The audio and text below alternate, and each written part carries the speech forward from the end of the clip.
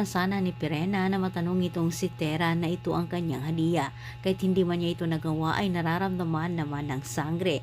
Naubusan na ng oras itong si Pirena, nanganganib na ang buhay ng kanyang anak at ni Adamos.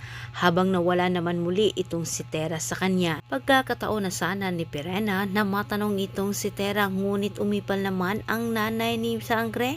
Samantala sa kabilang banda, mangyari na ang babala ni Dia dito kay Adamos. Nagkakatuon na ang babala ng dalaga.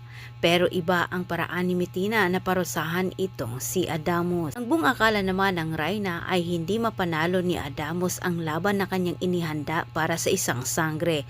Ngunit laking gulat na lang nilang lahat na pinatumba ni Adamos ang kanyang kalaban. Sa patuloy na paghahanap naman ni Pirena sa lungga ni Tera ay natunto naman niya ang lungga ng sangre sa tulong naman ng isang nilalang. Hindi na nag-aksaya ng oras itong si Pirena, nararamdaman na niya na ubusan na siya ng oras at lalong malalagay sa alanganin ang buhay ng kanyang anak. Agad namang nagtungo itong si Pirena sa tahanan ni Tera.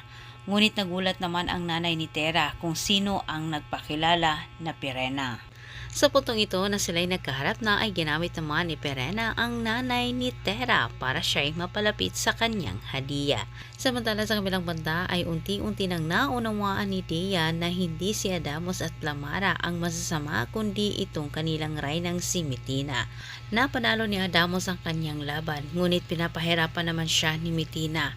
Napag-isip-isip naman ni Dia na kailangan na niyang kumilos para umano makatakas itong si Adamos at Plamara at makuha ang diamanteng nasa kay Mitina. Subalit sa mabuting binabalak ni Dia laban kay Adamos at Plamara, tilang ito ang magiging daan para mapunta sa kanya ng kusa ang diamante ng hangin.